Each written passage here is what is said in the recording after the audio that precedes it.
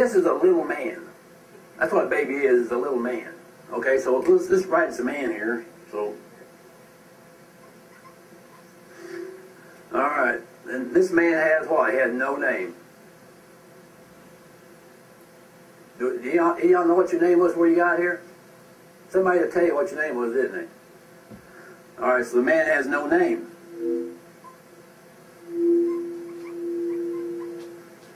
If I point in that direction, it starts buzzing at me. All right, so no name was born into this world on a certain date, and his parents were already involved in the public venue. They was already doing things. And so they decided that little no-name here needed to be in the public too, because they wanted him to have all the benefits of that that had been accumulated, such as housing, clothing, shelter, food, and all those kind of things. They decided that he should have those things. But in order to accomplish his entrance into the public, they had to give him a title. Because in the public, they have to have some way to recognize who no name is. Now, and so what they did was they filled out an application for the entrance of no name into the public. An application for a benefit is an application of what they call a live birth. And notice how I wrote birth. You can spell it either way, but it means the same thing. And it was an application for a slot to park a vessel. All right? So this application for live birth then was an application for a benefit privilege for no name. And so that they could recognize which no name they were talking about, they took poor little no name's foot and put ink on the bottom of it and stomped it down on this application. So they know who it was, and based on that forensic evidence, they gave no name a title. Let's call it John. Now you notice I spelled that in upper lowercase letters because that is the style. Look, folks, there ain't no magic associated with writing that way. It's just the style that's used on that particular document. But make no mistakes about it, this word right here is a title. It's a title. And remember this, and don't forget this. A title creates a fiction. A title invariably creates a fiction.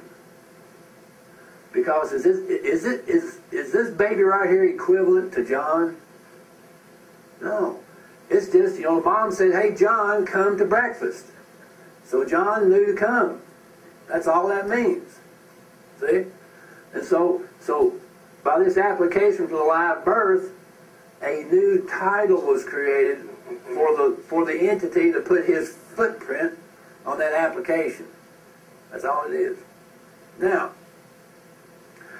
as I mentioned, I spelled this word here a little bit different. This is a word that has application to boats and navigation and water and all that kind of stuff, which gives you the idea that probably this application is in what venue? Is it Admiralty? Yeah, it has to be. Now, who is it that runs Admiralty on this planet? The one world government. Now, let me explain something to you. The one world government is not coming, folks. It is here. It has been here since Adam and Eve. One world government has always been here.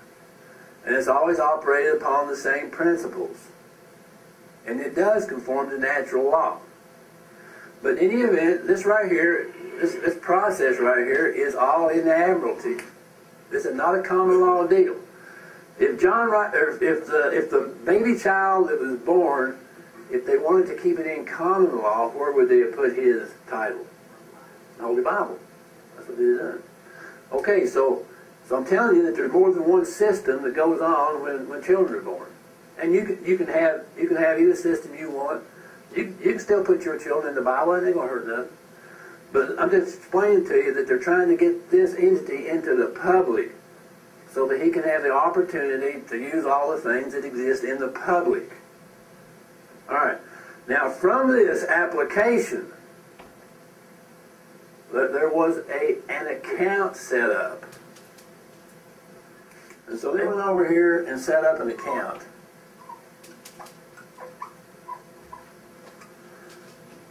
And from that account, they gave you a reference number. And the reference number that they gave you for that account is the one that you'll find on your birth certificate. Your birth certificate, mine has, I think, 5 digits on it, or a few more. But anyway, there's going to be some numbers associated with this. And on your birth certificate, you're going to see that. But that is the evidence that there is, in fact, been an account set up. Now, the reason why they set up this account was because you asked for a benefit privilege, and so they had to provide it for you. And so they set up this account right here. Now, in this account, they set up a technically what you would understand to be called a prepaid. The prepayment. Now, some of you have heard the term exemption account. That's not wrong, but probably more accurate to say a prepaid account, because it's a little bit easier to understand. Because exemption means you're exempt from levy. Anybody here know what that means? But you understand prepaid, don't you? Yeah, sure. All right, so we got a prepaid account. Now, let me say to you, before you go getting run off every which direction, that all of the participants in this system are pooled. They're in a big pooling account. And so it's more than a specific account, it's more like a concept. See what I mean? Okay. So you have this big pooling account here, and the way you access that is through this number here. Now we've had some of the brethren who have written drafts solely on that number right there and had the things taken care of. Now, it's a little bit more complicated than what you want to talk about maybe in this class, but before this class is over with, by tomorrow, I'm going to show you how to do that thing. But we're going to do it just a little bit different than what the other brethren did. All right? Now, let's put it this way. Anytime that there's any kind of interchange between people, especially if it involves something of value such as quote-unquote money, there is automatically a trust set up. Now, you know, I mean, all kinds of different kind of names, but this particular situation here is best described as a foreign situs trust.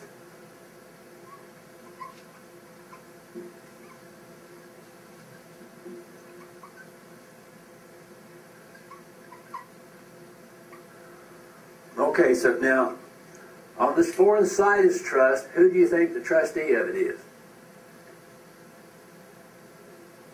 Yeah, the one world government. The one set it up. They got people that they set up being trustees. Who's the beneficiary of it? Yeah, this individual here is the beneficiary. Now, sometime here, pretty quick, as we go a little bit further into the day and so forth, we're going to talk about contributing beneficiaries. And we're going to start talking about who has the value that's in this trust.